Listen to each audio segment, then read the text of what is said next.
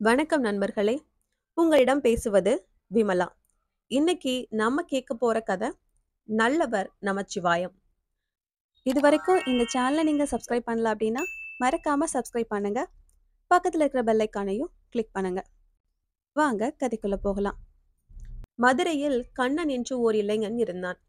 அவன் பெற்றோர் மிகுந்த ஏழைகள். அதனால் அவர்கள் அவனை படிக்க வைக்கவும் இல்லை, அவனுக்கு பணம் சேர்த்து வைக்கவும் இல்லை. பெற்றோர் இருந்தபோது கண்ணன் எங்காவது கூலி வேலை செய்து கிடைத்த பணத்தை அவர்களிடம் கொண்டு வந்து கொடுப்பான். அது அவர்கள் வீட்டு செலவுக்கு பயன்படும். அவர்கள் குடும்பத்தில் ஏழ்மையினால் ஏற்பட்ட துன்பத்தை சிறிது குறைக்க அவனுடைய பணம் உதவியாக இருந்தது. பெற்றோர் இறந்த பிறகு கண்ணன் தனக்கு கிடைத்த கூலியை நண்பர்கள் சிலரோடு சேர்ந்து உண்ணுவதிலும் ஊர் சுற்றி செலவழிப்பதிலுமாக கரைத்து வந்தான். அதனால் அவன் கையில் எப்போதும் காசு மீந்திருப்பதில்லை. அன்றன்று சாப்பாட்டுக்கு அவன் உழைத்தே பிழைக்க வேண்டியிருந்தது. என்றாவது ஒரு நாள் தலை வலிக்கிறது என்று படுக்க முடியாது, உடல் நோகிறது என்று ஓய்வெடுக்க முடியாது. வேலைக்கு போகாமல் இருந்தால் கூலி கிடைக்காது, கூலி இல்லாவிட்டால் வயிற்று பசியை தணிக்க முடியாது. ஆகவே அவன் பட்டினி இல்லாமல் இருக்க வேண்டும் என்றால் நாள்தோறும் ஓய்வில்லாமல் உழைக்க வேண்டியிருந்தது. ஒரு முறை கண்ணனுக்கு நன்றாக காய்ச்சல் வந்துவிட்டது. வேலைக்கு போக முடியவில்லை. இருந்த பணம் முற்றிலும் வேலைக்கு போய் வந்த அன்றே தீர்ந்து விட்டபடியால் மருந்து வாங்க கையில் காசில்லை. காய்ச்சலோடு வீட்டில் படுத்து கிடந்த கண்ணன் என்ன செய்வதென்று யோசித்தான்.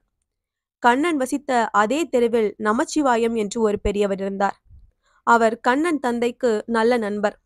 ஊரில் அவரை நல்லவர் நமச்சிவாயம் என்றுதான் குறிப்பிட்டு பேசுவார்கள். கண்ணனுக்கு நமச்சிவாயத்தின் நினைவு வந்தது. அவரிடம் போய் 2 ரூபாய் கடன் வாங்கி கொண்டு வந்து மருந்து வாங்கி சாப்பிடலாம். பின்னால் கூலி கிடைக்கிற பணத்தில் அவர் கடனை திருப்பி கொடுத்து விடலாம் என்று நினைத்தான். காய்ச்சலால் சோர்ந்து போயிருந்த கண்ணன் தள்ளாடி தள்ளாடி நடந்து கொண்டே நமச்சிவாயத்தின் வீட்டை அடைந்தான். கண்ணனை கண்டவுடனேயே நமச்சிவாயம் அன்போடு வரவேற்றார். அவன் தந்தை இறந்த பிறகு அவன் தன் வீட்டுக்கே வராமல் இருந்ததை குறிப்பிட்டு கோபித்துக் கொண்டார். அவன் உடலை தொட்டு பார்த்துவிட்டு, கண்ணா, காய்ச்சலுக்கு மருந்து சாப்பிடவில்லையா? உடம்பை கவனித்துக் கொள்ள வேண்டாமா என்று பரிவோடு கேட்டார். அப்போதே துண்டை தோளில் போட்டுக்கொண்டு கண்ணனை மருத்துவரிடம் அழைத்து சென்று காட்டினார். மருத்துவருக்கு அவரே பணம் கொடுத்தார். பிறகு கண்ணனை அவன் வீட்டிலே கொண்டு வந்து விட்டுவிட்டு சென்றார். சிறிது நேரத்தில் அவர் மனைவி பார்வதி அம்மாள் காய்ச்சிய கஞ்சியும் வெந்நீரும் கொண்டு வந்து கண்ணனுக்கு கொடுத்து விட்டு சென்றார். நமச்சிவாயத்தை பற்றி கண்ணன் எண்ணி பார்த்தான். அவர் எவ்வளவு நல்லவர் என்பது அப்போது தெளிவாக தெரிந்தது. அவன் அவரிடம் எப்படி 2 ரூபாய் கடன் கேட்பதென்று கூசினான். ஆனால் அவரோ அவன் கேட்கும் வரை காத்திராமல் எவ்வளவு அன்போடு உதவி செய்தார். அப்பா இப்படிப்பட்ட நல்ல நண்பரை பெற்றிருந்தது தனக்கு எவ்வளவு உதவியாயிருக்கிறது. தனக்கும் நண்பர்கள் 7-8 பேர் இருக்கிறார்களே. யாராவது கண்ணன் என்ன ஆனான் என்று எட்டியாவது பார்த்தார்களா? உடல் நலமடைந்தவுடன் கண்ணன் நமச்சிவாயத்தை போய் பார்த்து வரச் சென்றான். அவர் அவனை அன்போடு வரவேற்றார். எப்படி இருக்கிறான், என்ன வருவாய் கிடைக்கிறது என்றெல்லாம் கேட்டார். கடைசியில் அவர் அவனை கடிந்து பேசினார். கண்ணா, நீ செய்வது சரியில்லை. உன் அன்றாட தேவைக்கு அதிகமாகவே உனக்கு கூலி கிடைக்கிறது. கிடைக்கும் பணம் முழுவதையும் நீ செலவழித்து விடுவது சரியில்லை. பணம் சேமித்து வைக்க வேண்டும். சொல்லப்போனால் உன் செலவுகளை குறைத்து அதிக பணம் சேமித்து வைப்பதே நல்லதென்பேன் என்று நமச்சிவாயம் கூறினார். அவருடைய சொற்கள் கண்ணன் மனதில் ஆழமாக பதிந்தன. அவர் தன் நன்மைக்காக தான் கூறுகிறார் என்று கண்ணன் தெரிந்து கொண்டான். அன்று முதல் அவன் பணம் சேமிக்க தொடங்கினான். ஓராண்டுக்கு பிறகு அவன் தான் சேமித்து வைத்த பணத்தை எண்ணி பார்த்தபோது அவனுக்கே வியப்பாயிருந்தது. இன்னும் 4-5 ஆண்டுகள் சென்றால் நானே பெரிய பணக்காரன் ஆகிவிடுவேன் போலிருக்கிறதே. நமச்சிவாயத்தின் வழி நல்ல வழிதான் என்று தனக்குள் கூறிக்கொண்டான். ஒரு முறை கண்ணன் தன் நண்பர்கள் சிலருடன் ஆற்றங்கரைக்கு காற்று வாங்க சென்றிருந்தான். காற்று வாங்கிக் கொண்டே வைகை ஆற்று மணலில் உட்கார்ந்திருக்கும் போது நண்பர்கள் பல செய்திகளை பற்றி பேசிக் கொண்டிருந்தார்கள். அவர்களில் ஒருவன், இந்த உலகம் வர வர கெட்டுப்போய் விட்டது. நல்லவர்களை காண்பதே அரிதாயிருக்கிறது. சொல்லப்போனால் இந்த உலகத்தில் நல்லவர்களே இல்லை என்றுதான் கூற வேண்டும் என்று குறிப்பிட்டான். இதை கேட்ட கண்ணன் தன் நண்பனுடைய கருத்தை வன்மையாக மறுத்துரைத்தான்.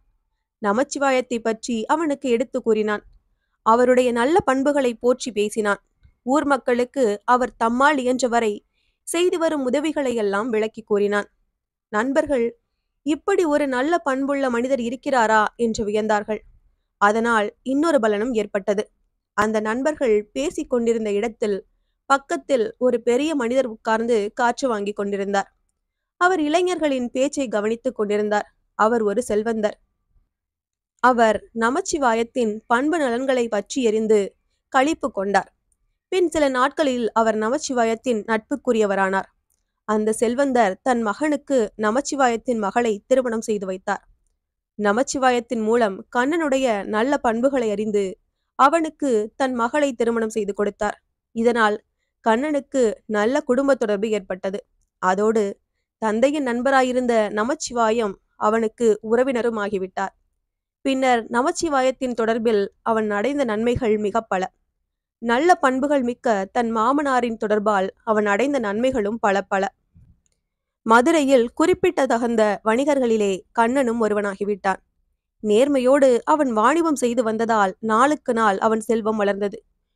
புதிதாக அவன் வசதிகளையும் இன்பங்களையும் செல்வங்களையும் அடையும் போதெல்லாம் நமச்சிவாயத்தை நினைத்து கொள்ள தவறவே மாட்டான். கண்ணன் நல்ல பல பிள்ளைகளை பெற்று இன்பமாக பல காலம் வாழ்ந்து வந்தான். கருத்து: நல்லவர்களை காண்பதும் நன்று, நல்லவர்கள் சொல் கேட்பதும் நன்று, நல்லவர்கள் குணங்களை பேசுவதும் நன்று, நல்லவர்களோடு சேர்ந்து இருப்பதும் நன்று. இந்த கதை உங்களுக்கு பிடிச்சிருந்ததுன்னா லைக் பண்ணுங்க, ஷேர் பண்ணுங்க, சேனலை மறக்காம சப்ஸ்கிரைப் பண்ணுங்க. அடுத்த கதையில சந்திக்கலாம்.